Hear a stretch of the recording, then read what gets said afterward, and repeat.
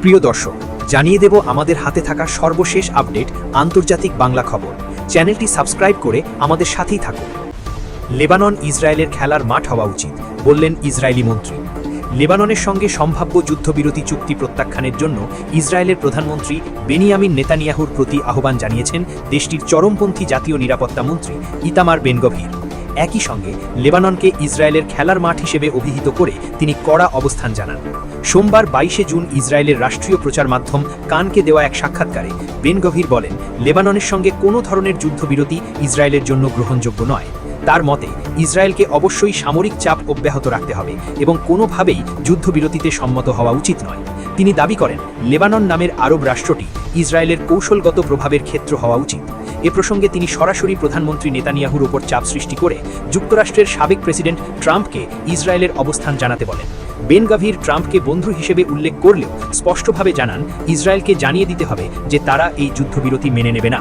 তার ভাষায়, রণক্ষেত্রে ইসরায়েলি সেনারা ভালো ফল পাচ্ছে, তাই সিদ্ধান্ত নেওয়ার অধিকারও ইসরায়েলের হাতেই থাকা উচিত।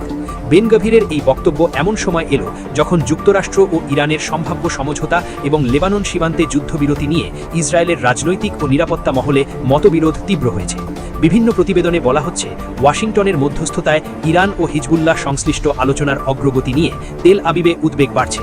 ইসরায়েলি সংবাদ মাধ্যমের বরাত দিয়ে বলা হয়, দেশটির শীর্ষ কর্মকর্তারা আশঙ্কা করেন, যুক্তরাষ্ট্র ও ইরানের মধ্যে কোনো চুক্তি হলে তা মধ্যপ্রাচ্যে ইরান ও তার সহযোগীদের অবস্থান আরও মজবুত করবে। অন্যদিকে কিছু ইসরায়েলি কর্মকর্তা ট্রাম্প প্রশাসনের আলোচনাকারী দলের সমালোচনা করে বলেছেন, তারা ইরান ও হিজবুল্লাহর আদর্শগত অবস্থান সঠিকভাবে বুঝতে ব্যর্থ হচ্ছেন। এমনকি ব্যঙ্গাত্মকভাবে মন্তব্য করে বলা হয়, তারা শিয়া রাজনৈতিক মনস্তত্ত্ব বোঝেন না।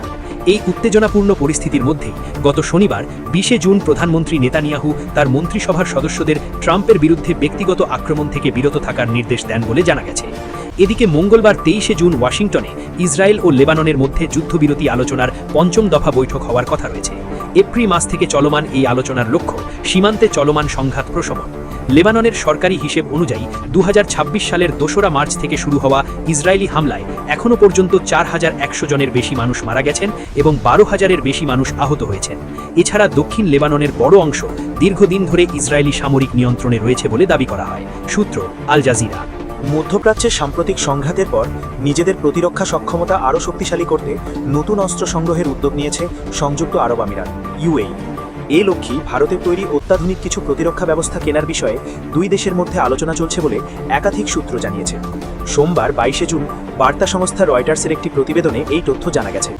আলোচনায় ভারতের অন্যতম প্রধান অস্ত্র ব্যবস্থা সুপারসনিক ক্রুজ ক্ষেপণাস্ত্র ব্রহ্মসের পাশাপাশি স্বয়ংক্রিয় আকাশ প্রতিরক্ষা নেটওয়ার্ক আকাশ তীরও রয়েছে।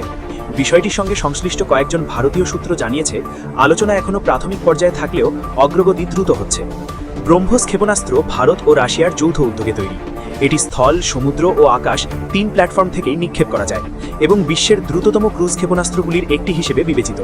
অন্যদিকে আকাশ তীর হল ভারতের সেনাবাহিনী ও রাষ্ট্রীয় প্রতিষ্ঠান ভারত ইলেকট্রনিক্স লিমিটেডের যৌথভাবে তৈরি একটি স্বয়ংক্রিয় বিমান প্রতিরক্ষা সমন্বয় ব্যবস্থা। বিশ্লেষকদের মতে, সাম্প্রতিক আঞ্চলিক উত্তেজনা এবং সম্ভাব্য নতুন হুমকির মুখে ইউএই তার প্রতিরক্ষা অবকাঠামো আধুনিকায়নে গুরুত্ব দিচ্ছে। বিশেষ করে দেশটির জ্বালানি রপ্তানির জন্য গুরুত্বপূর্ণ হরমুজের প্রণালীর নিরাপত্তা নিশ্চিত করাও তাদের অন্যতম অগ্রাধিকার।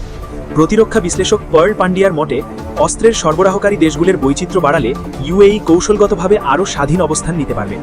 একই সঙ্গে ভারতের সঙ্গে ঘনিষ্ঠ প্রতিরক্ষা সম্পর্ক গড়ে তোলা দেশটির জন্য অতিরিক্ত কূটনৈতিক সুবিধাও এনে দিতে পারে। তবে ইউএইর কাছে ইতোমধ্যেই যুক্তরাষ্ট্রের উন্নত ক্ষেপণাস্ত্র ও আকাশ প্রতিরক্ষা ব্যবস্থা রয়েছে। তবুও আকাশ তীরের মতো সমন্বিত প্রতিরক্ষা নেটওয়ার্ক বিভিন্ন সেন্সর ও অস্ত্র ব্যবস্থাকে একত্রে পরিচালনার সক্ষমতা বাড়াতে বলে বিশেষজ্ঞরা মনে করছেন। ব্রহ্মস বিক্রির ক্ষেত্রে একটি গুরুত্বপূর্ণ বিষয় হল রাশিয়ার অনুমোদন, কারণ ক্ষেপণাস্ত্রটি ভারত রাশিয়ার যৌথ প্রকল্প। তবে সংশ্লিষ্ট একটি সূত্রের দাবি, আবুধাবির সঙ্গে মস্কোর সুসম্পর্ক থাকায় এটি বড় কোনো বাধা হওয়ার সম্ভাবনা কম। সাম্প্রতিক বছরগুলিতে ভারত ও ইউএইর মধ্যে বাণিজ্য, জ্বালানি ও প্রতিরক্ষা সহযোগিতা উল্লেখযোগ্য বেড়েছে। দুই দেশ যৌথভাবে সামরিক সরঞ্জাম উন্নয়ন নিয়েও কাজ করছে। পর্যবেক্ষকদের মতে, সম্ভাব্য এই অস্ত্র চুক্তি দুই দেশের স্বৈরজোটিক সম্পর্কের আরও গভীর হওয়ার ইঙ্গিত দিচ্ছে।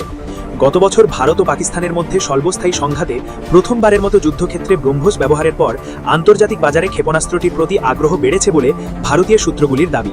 এরপর ভারত ভিয়েতনাম ও ইন্দোনেশিয়ার সঙ্গে ব্রহ্মোস রপ্তানির চুক্তি করেছে বলেও জানা গেছে।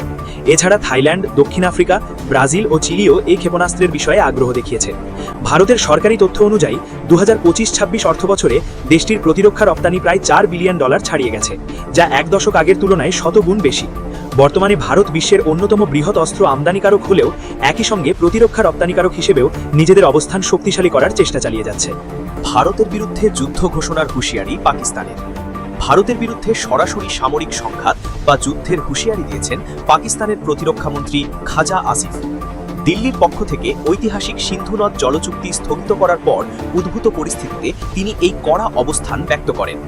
পাকিস্তানের টেলিভিশন চ্যানেল ARY নিউজকে দেওয়া এক বিশেষ সাক্ষাৎকারে প্রতিরক্ষামন্ত্রী খাজা আসিফ সরাসরি ঘোষণা করে বলেন যে মুহূর্তে আমরা অনুভব করব যে আমাদের জাতীয় নিরাপত্তা এবং পানি আমাদের জাতীয় নিরাপত্তারই অংশ হুমকিতে পড়েছে, আমরা ভারতের বিরুদ্ধে যুদ্ধে যাব।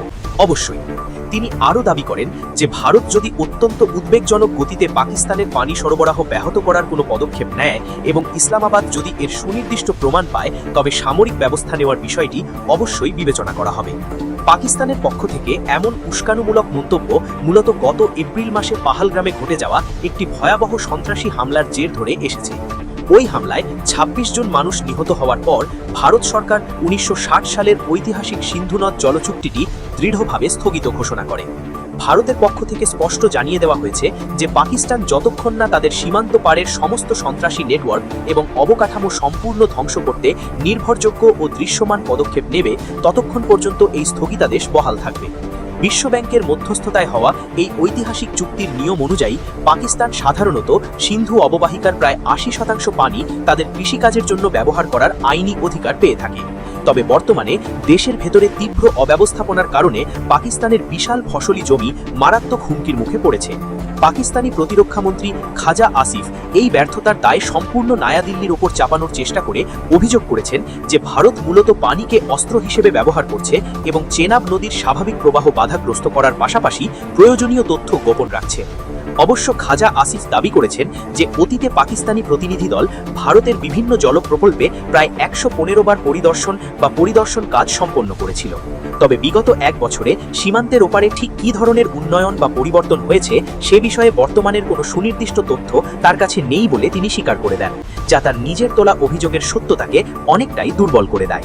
পাকিস্তান ভারতের মধ্যবর্তী সিন্ধু নদ। অন্যদিকে পাকিস্তানের অভ্যন্তরীণ পানি ব্যবস্থাপনা ভেঙে পড়ার কারণে দেশটির সিন্ধু ও বেলুচিস্তান প্রদেশের প্রায় 1/3 সাধারণ মানুষ এখন তীব্র পানির অভাবে ভুগছেন। সিন্ধু প্রদেশের সেচ বিভাগের দাপ্তরিক তথ্য অনুযায়ী দেশটির সেচ অবকাঠামোগুলো এখন চরম ব্যর্থতার মুখোমুখি। বর্তমানে উত্তর পশ্চিম খালে 64.1%, রাইস খালে 38% এবং দাদু খালে সর্বোচ্চ 82% পর্যন্ত পানির ঘাটতি রেকর্ড করা হয়েছে। দক্ষিণ পাকিস্তানের অন্যতম গুরুত্বপূর্ণ সুক্কুর ব্যারাজের পানির স্তর আশঙ্কাজনকভাবে নিচে নেমে যাওয়ায় স্থানীয় নেতারা বড় ধরনের অর্থনৈতিক বিপর্যয়ের আশঙ্কা করছেন। প্রদেশের অভ্যন্তরীণ পানি বণ্টন নিয়ে তৈরি হওয়া তীব্র রাজনৈতিক ও আঞ্চলিক বিরোধের সমাধান করতে সরকারের স্পষ্ট ব্যর্থতাকেই এই সংকটের মূল কারণ বলে মনে করছেন বিশেষজ্ঞরা।